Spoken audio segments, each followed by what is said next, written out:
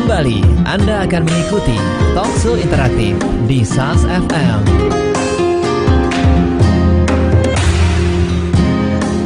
Assalamualaikum warahmatullahi wabarakatuh. Langsung sahabat dari lantai dasar Masjid Nasional Al-Akbar Surabaya. Inilah 107,5 SAS FM dan live video streaming kami di sasfmsurabaya.net. Bermanfaat, menghibur, dan syar'i.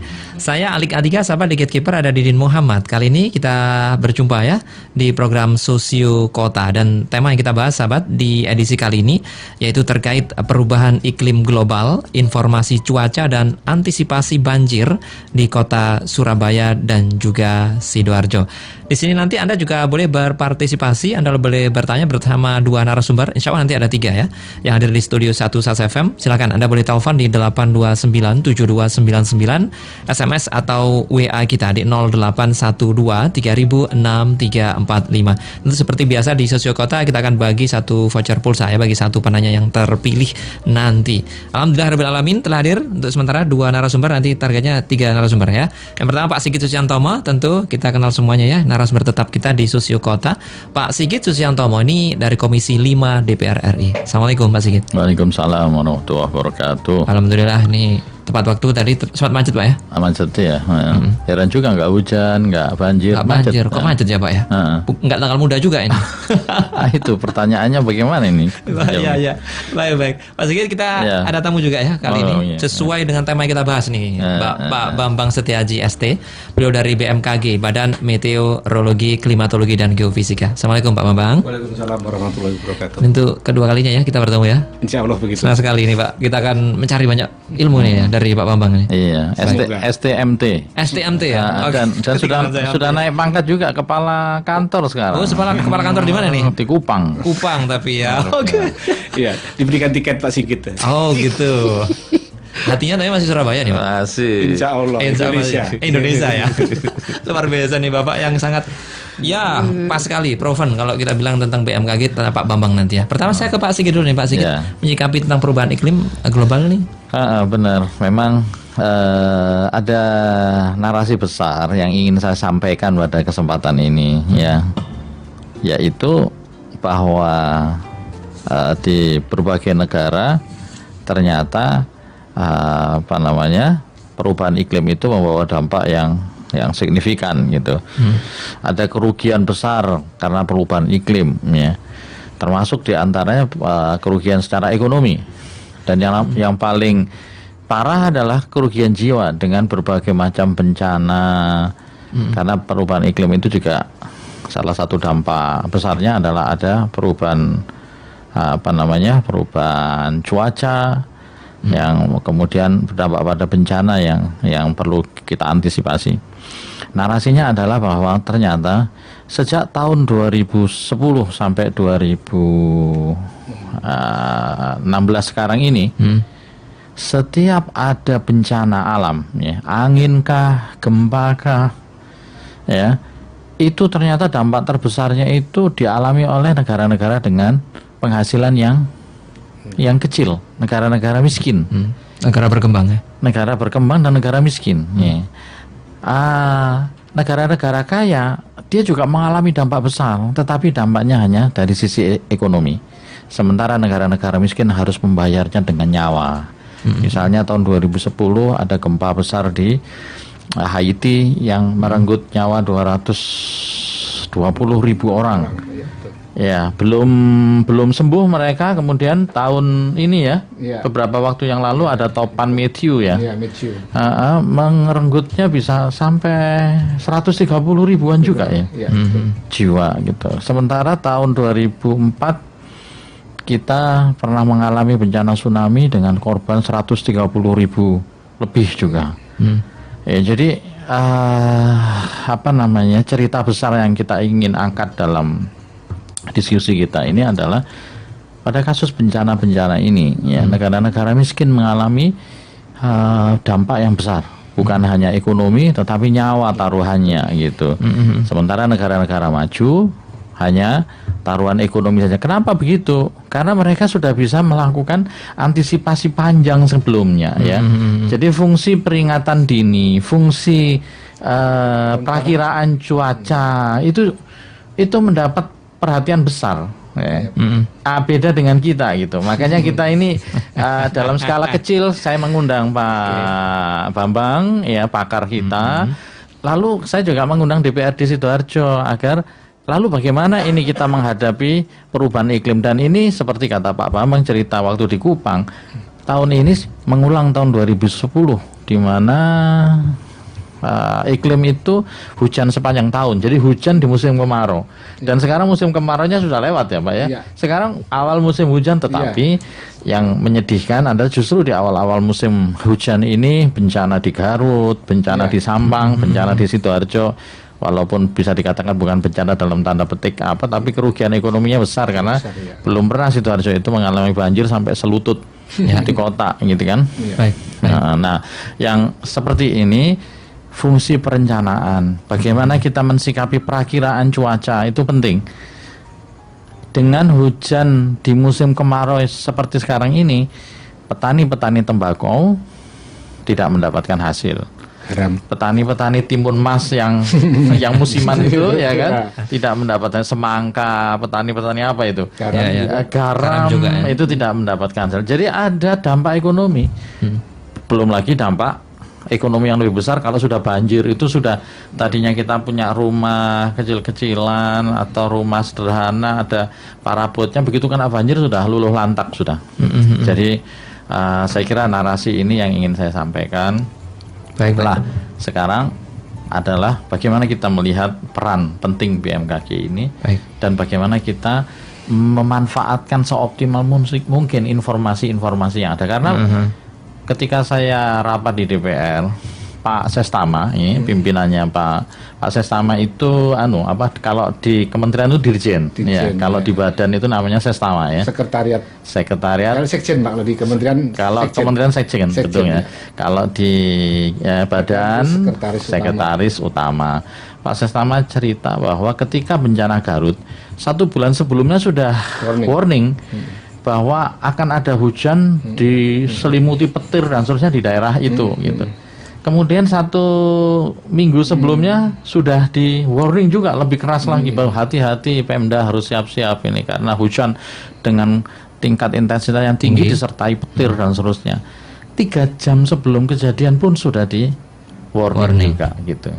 Nah, jadi begitu terjadi kejadian betul, seakan-akan masyarakat tidak pernah mendapatkan informasi apa-apa, kaget semua. Nah, ini saya kira ada lag di sini. Mestinya kan informasi itu bisa segera sebar ke masyarakat, mereka siap-siap apa kayak melihat mana dengan curah hujan yang tinggi begitu kan, mestinya mereka melihat got-got mana yang kira-kira berpotensi nyumbat dan yang itu berpotensi untuk membuat banjir semakin tidak terkendali ya. Jadi kuncinya adalah pada bagaimana menangkap informasi penting, kemudian membuat perencanaan, perkiraan, antisipasi agar tidak terjadi hal-hal yang nah yang lebih lucu itu Sampang. Sampang itu tidak hujan saja banjir, apalagi hujan akhirnya banjirnya segini, sudah ada ini ya. Nah ini saya kira bukan hanya Pemda yang harus bertanggung jawab dan bergerak, pemerintah provinsi dan pemerintah pusat. Masa dengan adanya banjir sedada atau seperti di Garut pemerintah pusat tidak turun? Nah ini kami juga, mumpung sekarang kita sedang membahas anggaran 2017 Pak Bambang, kita juga minta teman-teman ini Pemda teriak-teriak dong ke pusat kalau dia nggak mampu gitu. Kalau dia merasa tidak sanggup mengatasi persoalan besar akibat curah hujan yang tinggi, teriak-teriak dong, jangan diam saja. Kalau diam saja siapa tahu kan gitu. Baik. Saya kira itu cerita pentingnya. Oke, nanti langsung kita bahas langsung sama Pak Bambang, tapi kita akan jeda sebentar ya. Akan kita lanjutkan kembali. Dan sahabat silakan bagi Anda yang ingin berpartisipasi bergabung bersama kami di sini, teleponnya 8297299, SMS dan juga WA di 0812306345. Ini live ya. Ada satu voucher pulsa bagi satu penanya terpilih. Kita masih membahas terkait perubahan iklim global, informasi cuaca dan antisipasi banjir Kota Surabaya dan juga Sidoarjo. Kami akan kembali setelah yang berikut ini. You are my hero. You are my hero. You are my hero. Always my hero. I wanna wake up in the morning with the sun.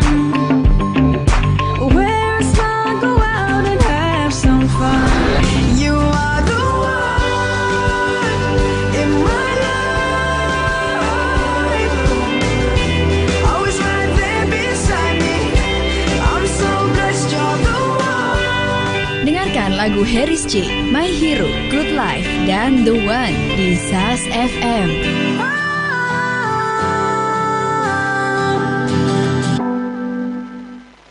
107,5 SAS FM, bermanfaat, menghibur, syar'i.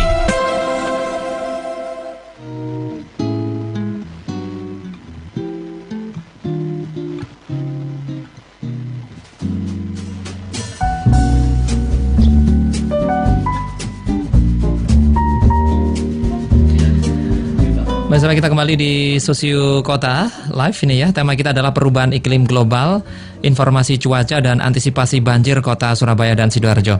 Kita masih bersama Pak Sigit Susiantomo, beliau dari Komisi 5 DPR RI, dan juga Pak Bambang Setiaji STMT dari BMKG, dan juga telah hadir, barusan saja hadir, Pak Aditya Nindiatman ya, anggota DPRD Kabupaten Sidoarjo. Bagi Anda yang bertanya, silakan 8297299 SMS dan juga WA 0812 3006 345. Ada satu voucher pulsa bagi satu penanya terpilih.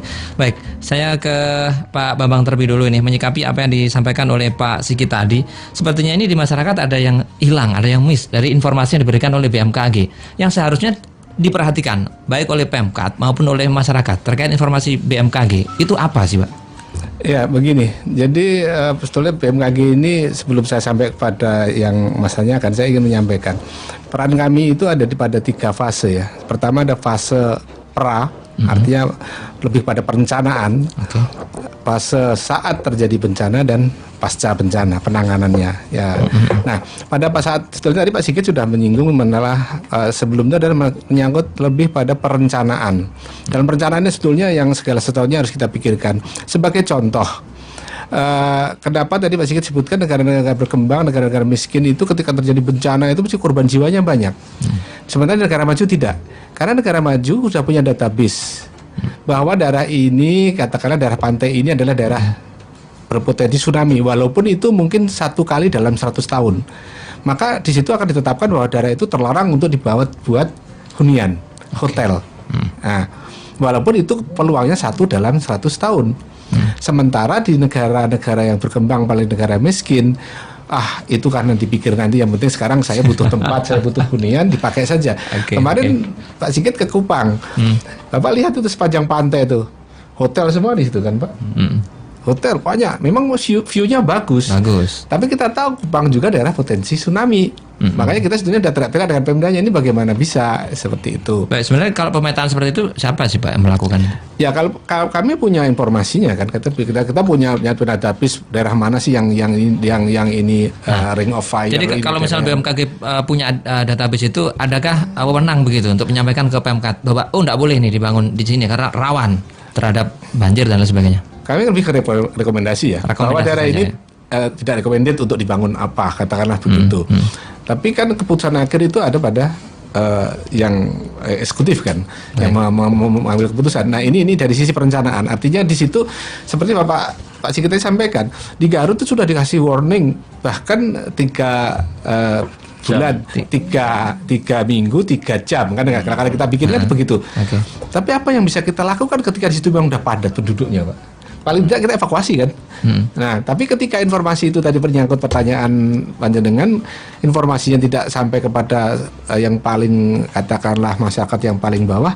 Nah, ini adalah kendala di kita semua. Kami ini punya informasi, kami diseminasikan kepada semua stakeholder, baik itu media, pemerintah, BPBD. Nah, untuk sampai kepada rakyat ini kan juga nggak gampang, dan mungkin ini kita pikirkan bersama Pak Sigit, Pak ya, karena apa? Kami punya informasi, kami tidak punya radio, katakanlah begitu ya, kita nggak bisa siaran, kita nggak punya TV, paling nanti kadang kita numpang di running text itu, nah, akan terjadi ini tsunami dan lain-lain itu, itu memang ada itu ada lindungan payung hukumnya. Nah itu yang bisa kami lakukan, bahwa nanti bagaimana caranya mari kita pikirkan bersama supaya itu bisa sampai mungkin kearifan lokal bisa kita bangkitkan lagi Pak Sigit. Jadi seperti kentongan ya. Kalau zaman dulu ada titir itu ya. Iya, kentongan, ya. Nah, kentongan seperti itu. Jadi apapun lah yang penting bisa memberikan early warning kepada masyarakat sehingga apa yang sudah kita usahakan ini tidak menjadi sesuatu yang mubazir gitu. Baik. Pak, masih terkait perencanaan ya, masih di PERA ini ya, menarik ini tadi terkait database tadi ya. Kalau negara maju sudah punya, Bu. Di sini sebenarnya juga sudah ada, Bu ya. Yep. BMKG pun juga punya datanya. Kalau contohnya misalnya di Surabaya nih, kita berbicara Surabaya dan juga Sidoarjo, Bu. Adakah satu yang pernah direkomendasikan oleh BMKG tapi tidak dituruti oleh pemerintah? Saya tidak bisa mengatakan sampai titik-titik mana yang titik, tapi yang jelas begini, ketika sebuah kawasan itu dibuat master plan-nya, ketika akan dibuat suatu bangunan, pasti teman-teman PU pengairan ini sudah mengumpulkan data, meminta kepada kami berapa sih curah hujan tertinggi, ya kan? Di daerah tersebut. Bulan-bulan apa, ya kan? Dan lain-lain. Nah, ini kemarin juga saya di kesempatan yang lalu saya ingat Pak Sigit bahwa saya sampaikan, mungkin kita sekarang harus tambahkan pada satu hal, yaitu adalah unsur ekstrim. Jadi artinya begini, unsur yang di luar, kalau selama ini kita hitung curah hujannya tertinggi berapa sih, katakanlah di Surabaya itu curah hujan tertinggi itu adalah 160 mm dalam satu hari. Oke. 160 mm itu artinya akan ada ketebalan air 16 cm. Untuk satu kawasan di Surabaya katakanlah, atau Sidoarjo satu itu. Anda bisa hitung itu luasannya berapa juta kiloliter itu. Nah, pematusan kita sanggup nggak? Itu jadi itu di unsur sana. Nah, itu pun sekarang kalau saya dalam pemikiran saya itu harus ditambah untuk unsur ekstrim. Karena apa? Tadi disinggung sedikit malah masalah tentang perubahan iklim. Perubahan iklim itu dampak yang paling nyata salah satu adalah eskalasi ekstrim dalam hal unsur-unsur cuaca. Katakanlah suhu akan menjadi ekstrim, tinggi. Ya, kalau panas sekali, kalau yang dingin sekali beberapa tempat. Ya, terus kalau hujannya akan cenderung mengekstrim, Pak. Nah, jadi kalau biasanya hujan itu cenderung spread gitu merata, sekarang menjadi mengekstrim. Jadi mungkin turunnya 160 mili sama, tapi itu tidak dalam waktu satu hari, mungkin hanya beberapa hitungan jam. Ketika mengekstrim ini kalau tidak hanya dihitung maksimumnya bener, tapi karena durasinya lebih pendek, tumpah ruah ini yang harus dimasukkan dalam perencanaan. Sekarang kita harus berpikir selangkah lagi bahwa nilai tertinggi saja itu tidak cukup, harus ditambah dengan suatu nilai ekstrim. Nah, katakanlah itu 10%. Nah, 10%. Kalau dulu tanggulnya itu katakanlah cukup dengan ketinggian 100 cm, maka sekarang harus dibuat 110. Nah, seperti itu harus kita masuk dalam tataran perencanaan. Karena begitu sudah terjadi apapun itu akan sulit.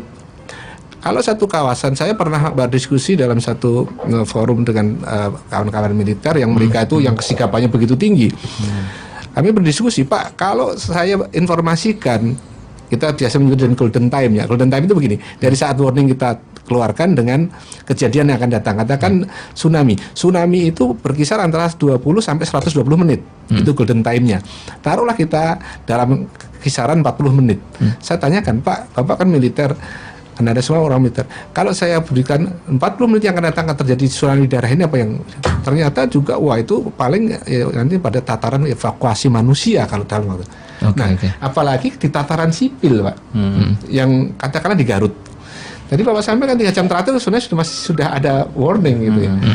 Tapi Bapak bayangkan 3 jam itu mengevakuasi satu wilayah begitu luas itu sulit ya. Nah itu ya, makanya unsur perencanaan. Coba kalau di situ dari awal ini bukan daerah hunian, dilarang membangun, selesai.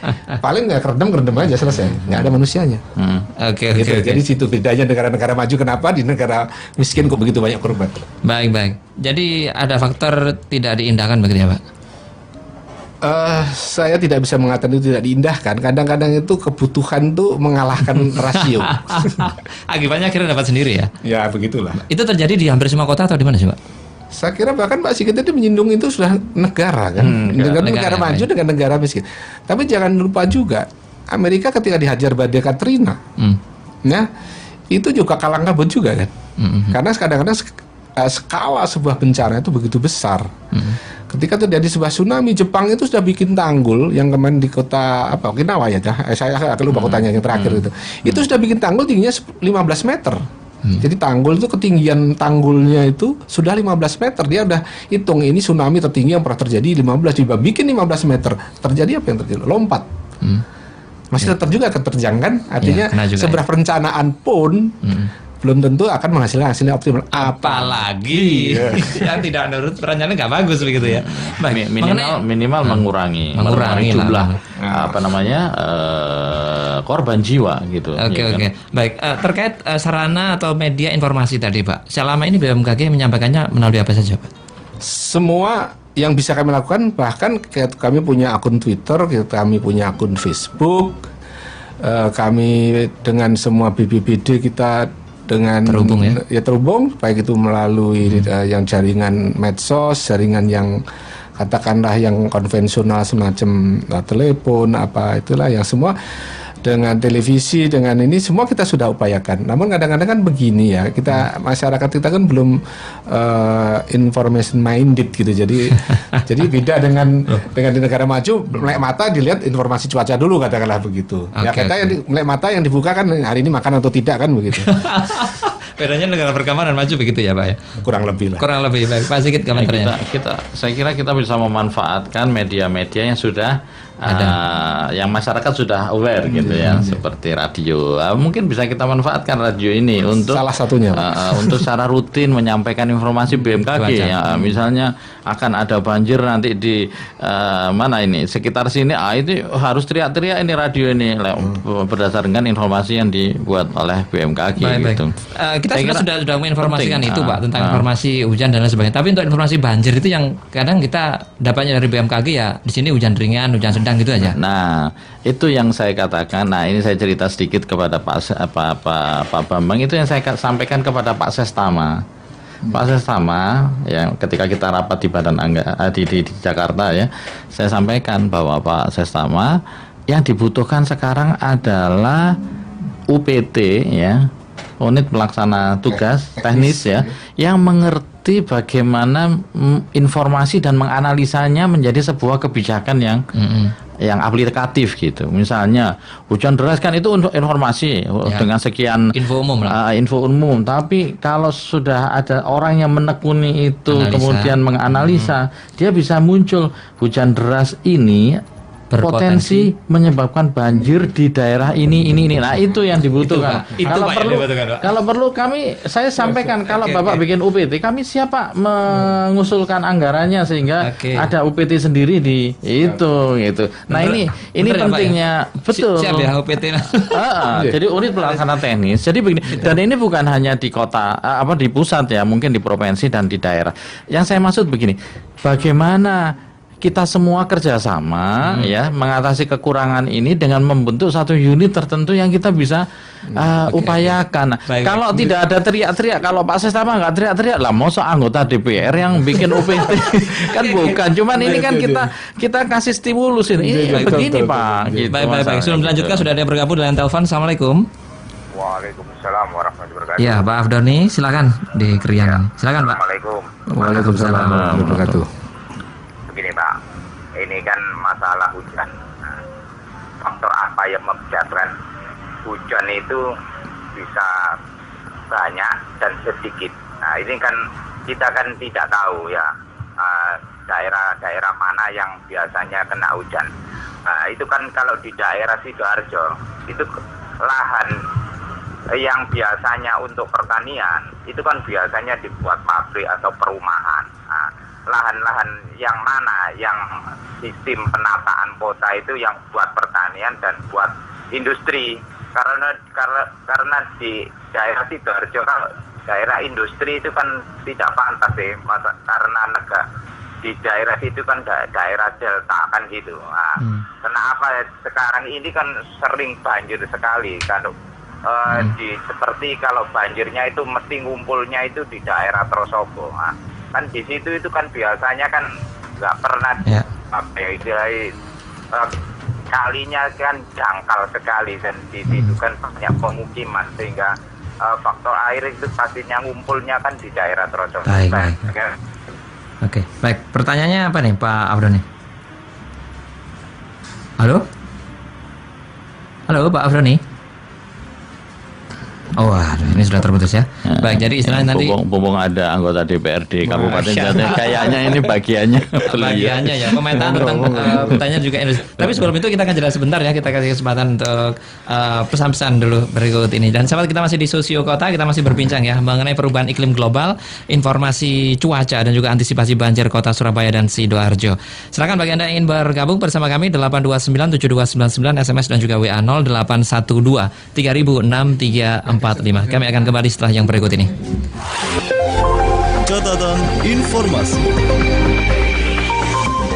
Sahabat kampanye Sarah, Facebook ancam blokir akun Trump. Seorang karyawan Facebook mengungkap debat di kantornya terkait kampanye yang dilakukan calon Presiden Donald Trump yang dianggap telah melanggar kebijakan Facebook. Debat tersebut bahkan telah berlangsung lama sejak tahun 2015 lalu ketika Trump mulai menggunakan akun Facebook miliknya untuk melakukan kampanye. Alasannya, Trump dianggap melanggar kebijakan Facebook tentang penyebaran kebencian, terutama setelah Capres Amerika Serikat ini menyatakan larangan Muslim memasuki wilayah Amerika Serikat.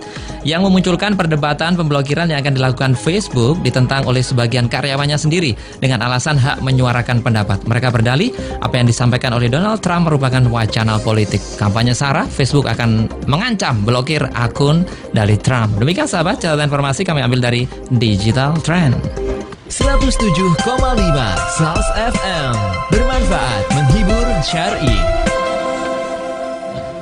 Baik, kita kembali di Sosio Kota. Tema kita perubahan iklim global, informasi cuaca dan antisipasi banjir di Kota Surabaya dan juga Sidoarjo. Masih bersama Pak Sigit Susiantomo, beliau dari Komisi 5 DPR RI, dan juga Pak Bambang Setiaji, STMT, beliau dari BMKG, dan juga Pak Aditya Nindiatman, STMT, anggota DPRD Kabupaten Sidoarjo. Baik, sudah ada yang bergabung lagi ya, kita sapa. Assalamualaikum. Waalaikumsalam Mas Ami. Ya, Bu Rini. Silakan Bu, Iya, pertanyaannya. DPRD Komisi 5. Komplit ini Bu, ya. Iya, berapa personil komplit? Nah, ini dari eksekutif nih yang kurang nih sebenarnya. Seru kalau dari eksekutif Pak ya. Oke, silakan Bu Rini. Begini, pertanyaan saya sederhana Pak. Karena gaya pikir saya mungkin juga sederhana. Gini, master plan daripada fisiknya yang ditata, satu misalnya persiapan waduk atau tanggul itu sudah dipersiapkan dengan hitungan yang bisa menampung semaksimal mungkin daripada curah hujan, ataukah misalnya itu tadi gedung-gedung yang menjulang tinggi itu tadi benar-benar ditata efek-efeknya agar tidak tsunami. Kalau memang penduduknya itu banyak yang membutuhkan tempat banyak sehingga gedung-gedung ditinggikan, itu apa bedanya penduduk sedikit dengan penduduk yang banyak? Kalau misalnya kalau di Surabaya ini di Citra Land itu kan sepertinya sudah tertata begitu mengantisipasi curah hujan, maksud saya sepertinya seperti itu. Nah, kalau memang kemampuan negara maju itu gambarannya dibanding ekonomi Surabaya itu daerah situ yang banyak ekonominya, kekuatan ekonominya, apakah negara maju juga seperti itu kalau bisa mentata daripada fisik buminya ini. Karena kan semuanya itu kan dari Allah. Ini ini sisi duniawi ya Bapak. Kalau sisi akhirat lain lagi ya Bapak. Baik. Ya, matur nyuwun pertanyaan saya. Baik Bu Rini, terima kasih. Assalamualaikum warahmatullahi wabarakatuh. Waalaikumsalam warahmatullahi wabarakatuh. Terima kasih Bu Rini telah bergabung. Kita langsung ke anggota DPRD Kabupaten Sidoarjo. Tadi terkait juga Pak Abdoni ya, terkait pemetaan pertanian dan juga industri. Silakan. Ya, makasih. Assalamualaikum warahmatullahi wabarakatuh. Waalaikumsalam.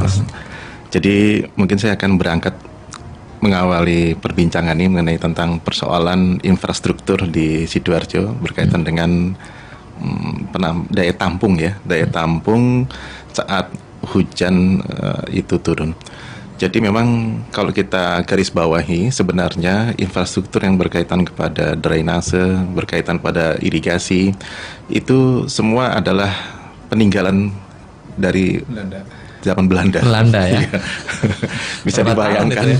kita sudah merdeka 71 tahun ya. Kemudian dalam tempo seperti ini kita masih belum banyak yang bisa kita perbuat berkaitan tentang usulan mengenai infrastruktur baru.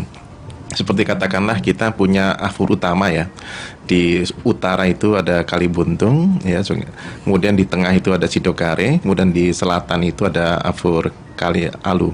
Yang Kali Alu sekarang ini putus karena memang ada persoalan tanggul lumpur di sana. Lah dari tiga yang alur afur ini, yang utama ini sebenarnya memang kalau di Surabaya itu kan 100% pematusan ya, drainase semua, kaitan pada layanan drainase perumahan. Sedangkan di Sidoarjo yang kita ketahui adalah memang kombinasi antara irigasi yang berkaitan pada kebutuhan pada lahan pertanian, kemudian juga drainase untuk perumahan. Jadi pada saat ya bisa kita bayangkan pada saat curah hujan sedang tinggi, afur-afur itu menampung tidak hanya curah hujan saja, tetapi juga air yang keluar dari lahan-lahan pertanian yang tentunya itu membawa sedimentasi yang tidak sedikit ya. Akibatnya apa? Pendangkalan yang terus-menerus, yang kalau misalkan itu dialiri terus ya, maka pendangkalan semakin cepat itu. Nah akhirnya memang normalisasi itu atau pengerukan itu sesuatu hal yang memang harus sering dilakukan. Lah inilah yang menjadi perlu ada sebuah pemikiran besar sebenarnya untuk di Sidoarjo, bagaimana perubahan infrastruktur atau mungkin boleh dikata rekonstruksi ulang ya, mengenai bagaimana infrastruktur yang kita punya itu di Sidoarjo mampu bisa menampung air tatkala masih tentunya di musim kemarau bisa kita tertangani, tapi kalau di musim hujan dengan curah hujan yang cukup tinggi pada beberapa waktu yang lalu di atas 100 mm per hari, padahal daya tampung di Sidoarjo itu cuma 80 ml. Itu bisa dibayangkan memang akhirnya air itu keluar dari badan air. Nah ini yang kalau menurut kami, pendapat kami dari Komisi C, kami mengusulkan untuk adanya master plan tentang drainase ya, atau master plan tentang bagaimana tata kelola air, dan insya Allah sudah di follow up oleh teman-teman Pemkab melalui Bapeda. Jadi mereka sudah membuat master plan ini, insya Allah mungkin tahun ini selesai Pak Sigit, dan itu ada beberapa titik-titik yang memang ada irisannya juga dengan pemerintah pusat. Misalkan katakanlah ada jalan besar yang di Trosobo disampaikan oleh Pak Aftoni tadi ya. Jalan di Trosobo itu jelas punyanya milik pusat ya, Nje. Jadi kiri kanannya itu yang gotnya itu memang itu akhirnya jadi tanggung jawabnya pemerintah pusat ya. Di beberapa titik itu kita ketemui menyempit. Bahkan mungkin fungsinya sudah tidak lagi seperti awal pada saat kita buat, karena ada banyak hal yang perlu dilakukan perbaikan di sana. Itu banyak juga yang kita ketahui.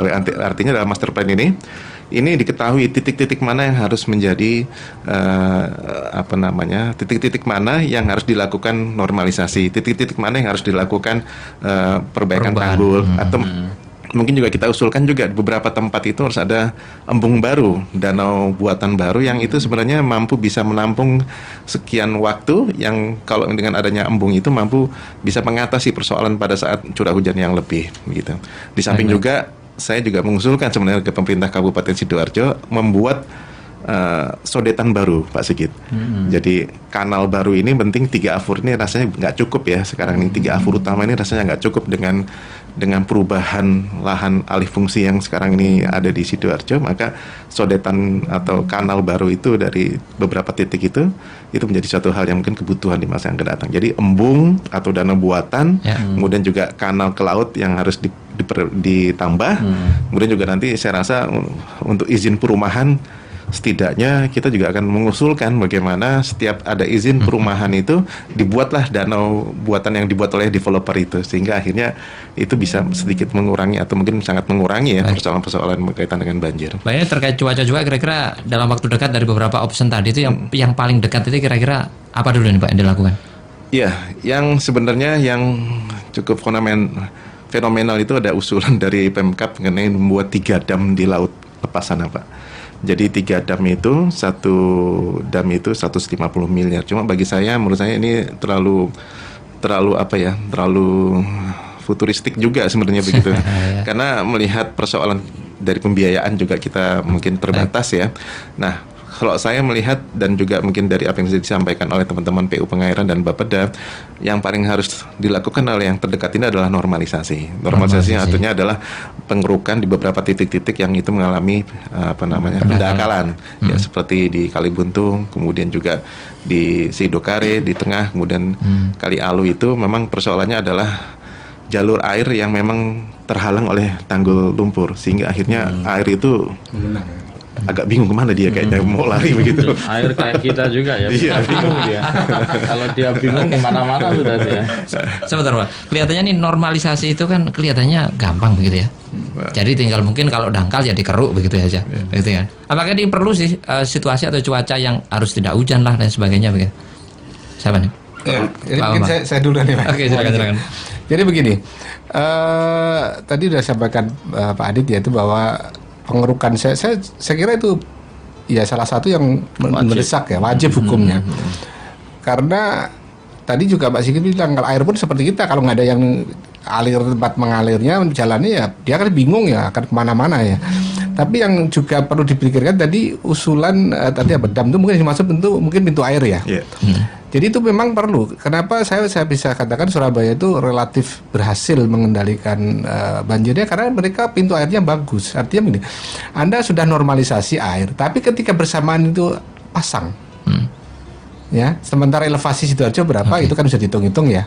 Nah, karena memang kebutuhan pintu air itu menjadi mutlak, maka akan menjadi sia-sia normalisasinya.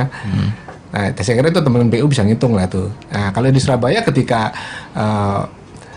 airnya pasang bersamaan dengan hujan, maka pompa jalan. Jadi air yang dari laut ditutup, yang dari darat itu dipompa. Karena ketika airnya bersamaan, air lautnya pasang, di daratan terjadi hujan menimbulkan genangan, air juga nggak bisa ke laut juga kan gitu. Nah itu persoalan karena daerah kita ini elevasinya rendah ya? Nah gitu. Nah itu saya kira seteknisnya saya tidak tahu persis bagaimana, tapi itu argumentasi yang benar gitu loh. Harus bersamaan gitu Pak ya, antara dam dan juga normalisasi. Tapi kalau memang itu tinggi elevasinya tidak memerlukan ya memang tidak memerlukan gitu. Tapi kalau lihat Surabaya dengan Sidoarjo itu karakternya untuk itu kan tidak terlalu beda ya. Ada kemungkinan juga memang butuh air perlu Pak. Ya, itu mungkin butuh air perlu.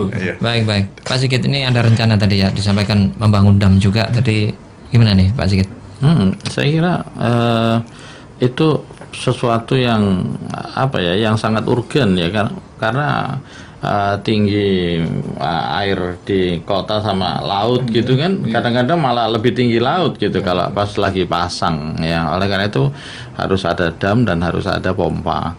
Nah sekarang persoalannya adalah komunikasi antara pemerintah kabupaten, pemerintah provinsi dan pemerintah pusat itu harus mengalir ya, lancar begitu. Dan kalau saya perhatikan komunikasi yang baik itu sudah terjadi di Surabaya gitu. Karena saya pernah kunjungan Komisi 5 ke Busemoro Kerembangan sana, itu kan tampungan air juga nih.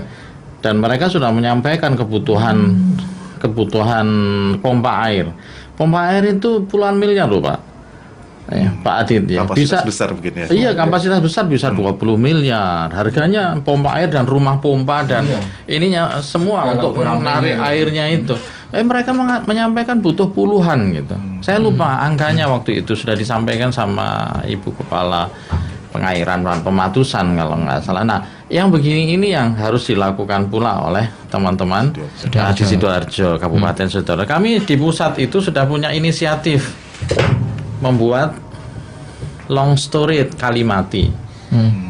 Jadi itu dulu kan kali pecahan dari kali Surabaya, kali Brantas ya kan. Nah, kemudian dibuat sudetan ya, namanya Kali Porong, sehingga kali lama itu kan mati, tidak dipakai gitu kan. Nah itu mau dibendung sehingga dia jadi semacam long storage, istilahnya long storage kayak embung lah. Embung tapi panjang 5 kilo ini, embungnya 5 kilo. Wah itu bisa mengurangi banjir. Nah, kami sudah punya inisiatif dan sudah masuk di ini. Sayang sekali responnya kurang.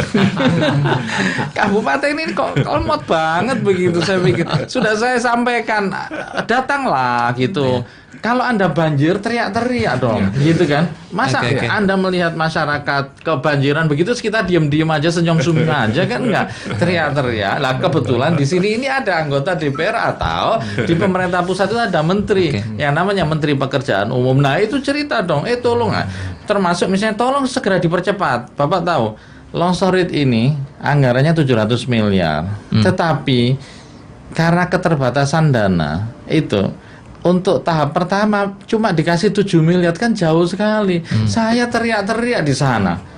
Yang bawah Jangan 7 miliar dong. Kasihlah 100 miliar bisa terasa dulu dibangun itu terasa gitu. Kalau 7 miliar paling cuman ngelepo semen kiri kanan begitu ya. Nah, cuma ini kan kita ini anggota DPR, Pak. Kita bisa mengusulkan ya. Tapi kita tidak boleh merubah usulan, maksudnya kita bukan inisiatif untuk membuat usulan gitu ya. Usulan tetap dari pemerintah. Kalau pemerintah sudah merasa cukup 7 miliar untuk tahap pertama bagaimana? Nah, pentingnya pemerintah daerah datang ke Jakarta teriak-teriak, nggak cukup, iki banjir iki Pak, gitu. Kalau 7M itu ya gak ono apa-apa nih, gitu. Sehingga kita enak, dan itu suratnya diberikan kepada Menteri PU, berikan kepada Komisi 5, sehingga Komisi 5 enak teriak, Bu Menteri Keuangan tolong kasih ini banjir, ini teriak-teriak, ini kabupaten. Masa pemerintah pusat tidak hadir di daerah gitu. Nah, jadi inisiatif pusat ada. Ya. Baik, inisiatif pusat ada. Artinya dari komunikasi daerah, beberapa daerah sudah bagus komunikasi. Nah, tinggal kita memperbaiki, mendorong pemerintah daerah untuk lebih bagus komunikasinya. pemerintah ya Pak ya? Pemerintah dan DPRD ya, juga. Untuk lebih ini kan masyarakat kan dirugikan banyak Pak, bukan hanya persoalan kalau seperti Garut itu kita marah-marah ke ini, masa pemerintah nggak hadir gitu. Oke, sampai sampai jiwa itu urusannya gitu. Makanya saya kira yang tadi diusulkan oleh Pak Adit dam, masukin aja. Itu berapa angkanya, dibuat berapa tahun multi years. Kemudian yang penting ada action. Masalah penanganan tuntas kan memang butuh waktu ya. Kemudian pintu air, pintu air. Memang iya, pintu air itu butuh. Iya. Dan itu ada program dari Cipta Karya untuk itu. Terus kemudian kalau perlu relokasi pun sudah saya siapkan materinya ini. Ada rumah khusus untuk relokasi, ada rusun untuk relokasi, misalnya tempat-tempat yang ada di bantaran kali yang kira-kira mengganggu tanggul dan seterusnya. Dan keselamatan. Dan keselamatan mereka sendiri itu ada. Nah, kemudian kalau inisiatif pusat, longsor itu tolong dibantu juga dari Pemda. Sehingga itu kan luar biasa nanti, itu jadi panjang bisa jadi ini mendatangkan PAD lu nggak? Itu kan nanti kalau sudah terkumpul itu bisa jadi air baku Pak. Ya, dan itu saya dukung Pak Sigit ini. Saya sebagai warga Pak. Sekarang saya bukan sebagai seorang meteorologi, tapi saya warga. Karena Pak itu nanti ketika embung seperti Pak Adit usulkan, longsor-nya Pak Sigit itu direlasi, itu nanti ketika kemarau itu menjadi sumber air bagi petani. Artinya itu juga punya multifungsi. Jadi semacam buffer gitu ya. Ketika hujan dia nampung, ketika kemarau dia menjadi sumber air untuk pengairan, itu pun bisa ditaburi benih ikan. Terus itu pinggir-pinggir itu bisa dibikin gubuk-gubuk, itu yang goreng ikan itu. Nah, ya kan? Itu artinya memberdayakan masyarakatnya, gitu loh. Jadi dari sisi manapun itu pembangunan itu sangat jadi itu mungkin yang perlu diangkat Pak, supaya nanti pemerintah pusat nggak coba bangun, nanti ada ikutannya tuh, perdayaannya ada begitu ya. Efeknya tuh ada gitu. Baik. Jadi Pak Sigit melihat untuk Sidoarjo pemerintah dan DPR-nya agak lemot begitu Pak.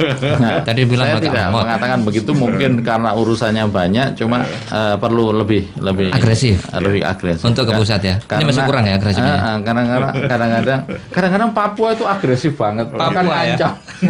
Kalau Papua itu ngancam Pak, kalau tidak dibuka bandara Papua akan bisa gitu. Nah, kadang-kadang kita perlu, kalau enggak nanti sudah jadi provinsi sendiri. Saya barangkali menambahkan dikatakan oleh Pak Sigit ya. Jadi apa yang disampaikan Pak Sigit sudah kita coba lakukan Pak Sigit mengenai inisiasi, bahkan inisiatifnya dari DPRD sebenarnya Komisi C. Misalnya katakanlah palang pintu yang dulu sempat kita juga ketemu di pusat di Jakarta, kita juga ada komunikasi di Departemen Perhubungan, kemudian juga kita pada kereta api segala macam. Akhirnya ada tambahan-tambahan walaupun belum signifikan sebetulnya begitu. Lah untuk yang masalah banjir ini kita sudah koordinasi juga sebenarnya dengan Balai Besar Jalan yang kemarin berkaitan dengan Trosobo itu. Kita kemarin pada hari Kamis ya kalau nggak salah, kami dengan Balai Besar Jalan, kemudian juga dengan kereta api itu di Trosobo itu kita temukan titik-titik yang memang harus direvitalisasi atau dinormalisasi. Katakanlah yang tadi itu yang di Jalan Layang Trosobo itu memang di bawahnya itu kan memang itu tanggung jawab dari Balai Besar ya. Nah, kita sudah ketemu dan mereka nyampaikan siap untuk perbaikan karena memang itu titiknya menyempit dari perumahan Citra Harmoni itu kepada cross kepada jalan besar itu menyempit dan itu perlu direvitalisasi. Saya rasa mereka sudah catat. Kemudian di kereta api juga ada jembatan. Di mana jembatan itu akhirnya memperkecil lebar dari saluran. Itu juga di Trosobo juga, daerah Trosobo ya. Kemana ada 2 titik sebenarnya. Di awal itu sekitar 4 meter, tapi pas lagi di jembatan tinggal 2 meter begitu. Nah, ini yang ternyata emang persoalan ini belum bisa terkomunikasi selama ini. Salah satu yang kita catat ini sebagai persoalan juga. Nah, ini yang sebenarnya sudah kita lakukan. Cuma memang kayaknya perlu ada rapat kerja secara periodik saya rasa begitu ya, antara kami Pemkab dengan pemerintah pusat dengan hal ini, dengan pemerintah dengan DPR RI, saya rasa begitu ya. Mungkin ada jadwal misalkan yang rutin yang itu memang kita list banyak persoalan-persoalan yang memang ada di Sidoarjo. Kita mungkin saya langsung menjawab ya melalui Mas Alik ya. Kita sudah coba buat terobosan. Di antaranya adalah mendatangkan satker pengairan besok. Nanti bisa diskusi. Kemarin mendatangkan Balai Jalan yang Pak Ketut ya. Kecamatannya ketinggalan di sini. Saya ketemu kemarin di Jakarta. Itu kita datangkan Pak Adit. Mungkin nanti kita akan undang juga Pak Adit sehingga langsung ngomong. Waktu itu Pak Ketut bilang kalau ada jalan lubang tolong informasikan ke saya dalam tempo sehari tutup gitu. Akhirnya sahabat SAS FM lapor tentang akhirnya ditutup benar gitu. Kita cek. Jadi kita coba buat terobosan. Jadi rupanya radio ini cukup efektif dari tempat terobosan gitu. Bisa hadir. Yang besok itu Satker Kalimati Pak Adit pekan depan. Kalau seandainya bisa hadir, itu bisa jadi terobosan termasuk diantaranya bagaimana mengatasi titik-titik yang mungkin selama ini belum sempat diperhatikan oleh pusat gitu. Saya kira mudah-mudahan terobosan lewat SAS FM dan program Sosio Kota ini berdampak signifikan kepada masyarakat. Baik. Kita akan jeda sebentar ya Pak ya. Nanti kita jawab pertanyaan-pertanyaan dari pendengar yang telah bergabung di SMS dan juga WA. Kita akan jeda sahabat, masih di Sosio Kota dan kita masih membahas terkait perubahan iklim global, informasi cuaca dan antisipasi banjir di Kota Surabaya dan Sidoarjo. Kami akan kembali setelah yang berikut ini.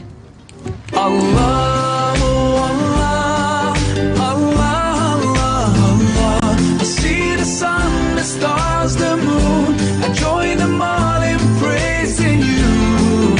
Oh love, it's a gift, I will never let go of true love. I will give my body and soul for true love. Bless you with all His love, send peace from up above, and may your friendship grow through this. Dengarkan lagu Maher Zain, Close to You, True Love, dan Robby Yebari di SAS FM. Bermanfaat, menghibur, syar'i. 107,5 SAS FM. Bermanfaat, menghibur, syar'i.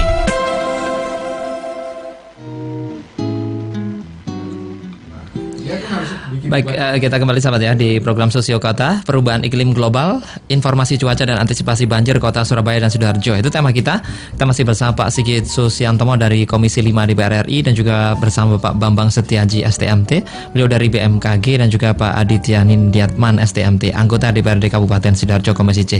Bagi yang bertanya silakan, masih ada sedikit waktu di SMS dan WA 0812306345. Sebelum saya ke ke pendengar nih Pak Sigit, kalau misalnya nih ya Itu yang embung tadi itu, yang long storage tadi itu. Itu kayaknya ini sudah di pusat yang sudah dikaji juga sama Pak Sigit gitu ya. Cuma berapa? 7M ya yang mahal. 700 kan totalnya. Yang baru turun di sini kan 7 kan. Ya, dianggarkan baru 7. Kalau misalnya Pak, ini teriak-teriak nih di Pemkab dan juga di DPR, bisa nggak naik gitu Pak? Bisa ya. Mestinya Pasti bisa. Kalau enggak saya pijit kakinya mereka. Kapan itu Pak? Tahun depan atau kapan? Jadi ini sebetulnya saat-saat golden time yang dikatakan wah ini pembahasan anggaran. Saya bisa mengatakan besok Senin kita raker. Sebenarnya waktunya sangat mepet ya. Cuman mungkin kita bisa negosiasi dan lain-lain agar ada alokasi-alokasi yang bisa dipindahkan untuk di sini gitu. Tapi karena mepet ya tentu nggak bisa maksimal. Misalnya kalau 100 mungkin nggak bisa. Mungkin berapa 20, 30 masih bisa, 30, 50 mungkin masih gitu kebayang ya. Tapi minimal nanti saat APBNB ini barang sudah akan dapat lebih banyak lagi gitu.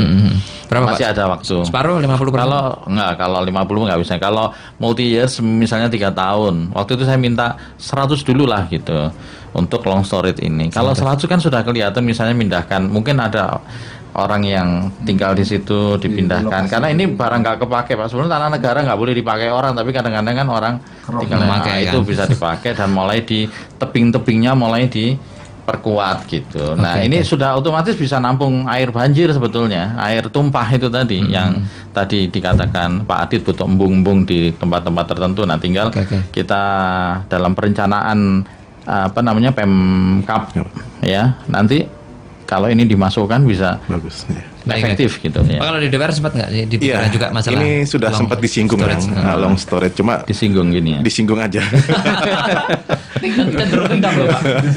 Jadi memang begini ya, persoalan infrastruktur Sidoarjo ini sungguh cukup kompleks ya. Saya katakan tadi memang infrastruktur di dalam internal kabupaten saja itu adalah peninggalan Belanda. Jadi kalau misalnya katakanlah curah hujan tinggi, itu pintu yang di barat itu ditutup untuk air masuk ke Kabupaten Sidoarjo, sehingga dialihkan ke Kali Porong sama ke Kali Mati. Jadi nggak ada air masuk. Nah yang biasanya teriak-teriak itu adalah petani yang ada di bagian barat itu. Di mana airnya segala macam gitu. Jadi timbullah boleh dikata konflik dalam arti karena memang ada kebutuhan petani dalam hal ini, tapi kenapa ditutup? Karena persoalan kalau dia alirkan itu nanti yang di tengah itu ya tambah tinggi genangannya. Nah, jadi memang long storage ini sudah menjadi juga pembicaraan kita. Cuma memang alhamdulillah saya beliau sebenarnya sudah berapa kali Pak Sigit sudah mengatakan pada saya long storage itu saya ada detailnya ternyata yang seperti ini. Saya rasa mungkin insya Allah minggu-minggu depan saya harus segera mengatakan ini kepada teman-teman. Bahannya sudah ada. Bahannya sudah ada dan serahkan Pak. Nah ini yang saya rasa ini penting ya. Untuk ini rupanya bisa jadi pertemuan informal karena juga PDAM sendiri, PDAM sudah melihat ini. Cuma memang persoalannya masalah pendanaan. Ya, jangankan kami ya, ternyata pemerintah pusat aja juga ada hal yang harus step by step untuk menganggarkan total semua, dan ini menurut saya cukup bagus ya, sangat luar biasa dalam hal konteks mencari solusi. Mudah-mudahan Pak nanti tidak hanya hangat pembahasan di teman-teman di sana tentang long storage, tapi panas begitu ya. Nanti teriak juga ke pusat. Nah, nanti turunnya banyak tuh Pak anggarannya. Oke, baik. Kalau bawah nggak teriak-teriak itu yang saya khawatirkan, ini anggota DPR ini mau apa? Bingung ya Pak ya? Bingung juga, iya menimbulkan fitnah itu. Apalagi setiap kita bahas anggaran ada KPK nongkrong di situ, kita mau nambah anggaran, mau apa ini kan ngeri juga kita. Jadi saya kira penting teriak-teriak di bawah itu penting. Karena itu mungkin secara resmi kan juga akan berangkat ke Jakarta. Betul. Yang saya katakan mungkin Pak berkaitan dengan long storage ini ya. Saya bahkan mengatakan kepada pengairan agar proyek ini segera ini, kalau perlu bikin ini ikon di Sidoarjo sehingga nanti diresmikan oleh Pak Presiden gitu. Walaupun kami ini oposan ya, tapi kami memberi kesempatan Presiden hadir, kan itu sebuah kebanggaan bagi satu daerah ya kan. Jadi itu penting gitu, malah perlu didukung oleh kabupaten, karena kabupaten harus membebaskan juga orang, harus turut serta membantu juga, ya, terutama pemindahan lokasi-lokasi orang-orang yang ada di lokasi yang ini milik negara ini. Kalau ini dikelola dengan baik, mungkin tahun 2019 bisa diresmikan oleh Presiden gitu. Nah, kalau diresmikan oleh Presiden kan, wah, kelihatan keren gitu kan, satu kabupaten ini kan jadi bangga begitu ya. bangga Oke. gitu. Baik, kita akan bahas pertanyaan dari pendengar nih yang bergabung. Ini terkait cuaca ya. Terkait cuaca nih 0838 tidak ada namanya. Informasi cuaca biasanya terlambat diterima oleh masyarakat. Mohon akses informasi cuaca bisa lebih awal. Kami terima sebagai masyarakat begitu ya. Dari Pak Abu Iqbal di Sidoarjo ini. Jadi dipikir ini lambat ini Pak, untuk informasi cuacanya. Iya. Saya kira sekarang kita memang sudah zaman media sosial, zamannya internet. Monggo, silakan mengakses di meteojuanda.info. Ya. meteojuanda.info. Ya, jadi di sana ada nanti link-linknya ada, banyak link di situ. Tapi informasi dasar ada di situ. Baik. Ya. Jadi informasi apa aja Pak? Hujan ringan semua dan sedang gitu. mulai perakiraan hujan untuk kota-kota besar di Jawa Timur, untuk informasi gempa, informasi perakiraan awal musim dan lain ada di situ semua. Tentu saja kalau yang lebih detail pakai link ya. Oke. Perlu saya sampaikan di sini juga bahwa sebetulnya Sidoarjo itu selangkah di depan di daerah-daerah lain dalam hal memberikan peringatan dini. Karena apa?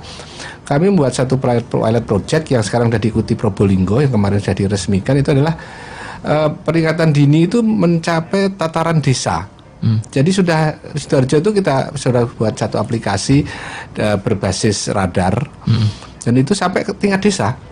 Jadi berupa apa tadi Pak informasi? Jadi informasi katakan peluang-peluang desa yang nanti akan mendapatkan curah hujan tinggi, angin kencang, petir, itu ada. Cuma memang ini aksesnya yang selama ini yang memegang adalah teman-teman BPBD. Ini terkait dengan pengamanan dan penanggulangan. Jadi preemptif. Jadi nanti teman-teman BPBD itu tahu daerah sekarang nih daerah Sukodono nih, maka mereka akan berkonsentrasi untuk sumber daya manusianya, sumber daya yang lain-lainnya itu untuk mengarah ke Sukodono seperti itu. Jadi memang ini mungkin bisa didorong Pak Adit nanti teman-teman BPBD supaya membuat satu expose supaya masyarakat juga bisa mengakses katakanlah seperti itu. Tapi saya harus bisa katakan memang sebetulnya kalau daerah Sidoarjo itu di Jawa Timur justru langkah lebih maju dari daerah yang lain. Sekarang diikuti Probolinggo Pak. Probolinggo kemarin sudah diresmikan oleh ibu bupatinya yang cantik itu Pak. Wah. Baik. Rupanya Pak Bambang ingat Probolinggo karena bupatinya. Tapi kalau yang kayak kemarin banjir itu apakah sudah ada Pak itu peringatan dininya? Peringatan dini itu ada. Jadi memang itu kita mestinya ada Mas. Ya ada di samping peringatan dini yang lebih umum. Kalau yang teman-teman di BPBD itu lebih bicara golden time-nya. Katakanlah ini waktu Bapak mengevakuasi ini kira-kira hanya hitungannya jam kan itu. Jadi mereka harus tahu persis. Sehingga nanti pengerahan sumber daya itu nggak salah gitu loh. Okay. Kalau ini ada perahu karetnya benar mengarah ke tempatnya ini bukan ke tempat yang lain gitu loh. Jadi ini karena kita bicara penanggulangan bencana ini kalau ketika sudah pada tataran teknis itu hitungannya detik menit, jadi bukan nggak bisa jam lagi. Jadi harus benar pengerahannya itu harus cepat kan. Baik. Nah itu. Jadi Sidoarjo harus dikasih acuan jempol dalam. Saya sedikit tambahkan. Kami anggota DPR itu selalu dapat info dari BMKG ada gempa di mana, ada curah hujan di mana. Itu berupa apa Pak? SMS. Nah, bisakah misalnya itu diberikan kepada seperti radio begini sehingga yang disampaikan tadi kalau break sebentar itu bukan lagu-lagu atau apa yang disampaikan tapi disampaikan informasi penting misalnya Sidoarjo ya kan.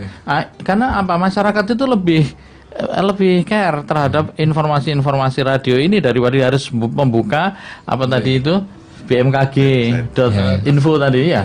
Daripada begitu kan, iya kan, Mas Ali. Kalau itu diinformasikan kebutuhan mereka untuk mendengarkan radio semakin tinggi, ya kan. Oke. Dan ya, saya sambung langsung Pak Sigit. Silakan Pak. Nah, ini maaf ini karena kita hanya audio ya, tidak ada videonya, tapi streaming mungkin bisa kelihatan.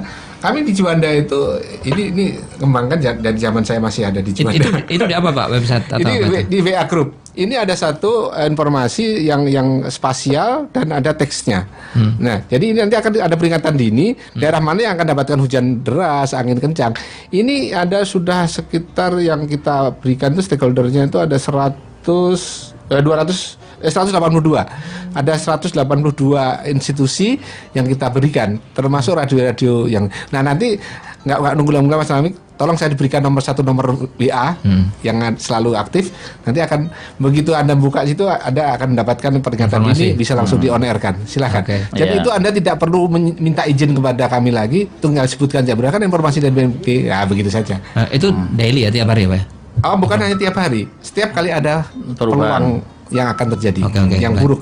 Nah, cuma ini adalah meliputi Jawa Timur. Jadi kadang-kadang Anda harus milah. Oh ini, oh ternyata Ponorogo, jangan disiarkan di sini. Oke. Radio samaan nggak sampai Ponorogo kan? Tapi ada yang mau Ponorogo bisa tahu gitu Pak. Nah. Oke. Sekalian kalau ada website yang di siapa namanya ke kabupaten Alek kabupaten saya juga mau gitu. Monggo. Karena ini dapil saya gitu. Jadi Oke. saya bisa cerita ketika saya kunjungan ke dapil, oh ini mau hujan, saya nggak usah ke daerah ini, daerah yang nggak hujan saja begitu kan. Oke. Bapak silakan hubungi Pak Dijo saja. Pak Wijo ya? Pak Dijo. Pak Wijo. Oke. Kepala. Bejo BPPD Sidoarjo. Sidoarjo nanti atau Pak Manto di BPBD. Pak Manto Nanti ya. silakan. Kalau ini siapa namanya kabupaten Iya. BPBD. Iya. Saya nanti kontaknya ke BMKG saja. Oh oke, nanti bisa di Sama Pak Kur siapa?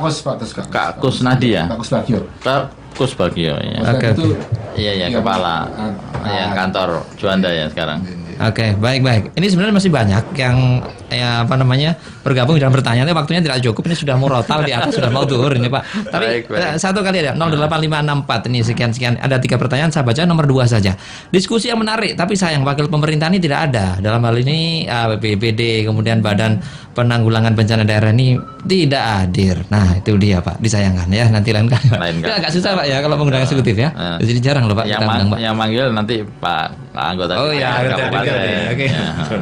Oke, baik. Sampai di sini perjumpaan kita, Pak Sigit. Terima Ada kasih. kata kuncinya atau ini? Terima Terakhir. kasih, saya kira forum yang luar biasa, mudah-mudahan bermanfaat bagi rakyat Amin, Sidoarjo dan Surabaya tentunya. Itu harapan kami. Baik. PR-nya banyak. Ini mudah-mudahan nanti bisa di follow up ya, Pak ya. Amin. Baik. Terima kasih Pak Sigit, Pak Bambang dan juga Pak Adit. Assalamualaikum. Assalamualaikum warahmatullahi wabarakatuh. Demikian sahabat perbincangan kami di program Sosio Kota. Tadi kita bersama Pak Sigit Susiantomo dari Komisi 5 DPR RI, Pak Bambang Setiaji STMT dari BMKG dan juga Pak Aditya Nindyaatman STMT anggota DPRD Komisi C Kabupaten Sidoarjo. Terima kasih bagi Anda telah bersama kami. Mohon maaf ya tidak semua pertanyaan bisa kami bahas karena memang tadi temanya sangat luar biasa sekali dan yang mendapatkan voucher yaitu Pak Abu ya. Pak Abu ini ditunggu nanti di handphonenya. Akhirnya saya Alik Atiga mohon pamit sahabat. Assalamualaikum warahmatullahi wabarakatuh. 107,5 SALS FM. Sejuk bermakna.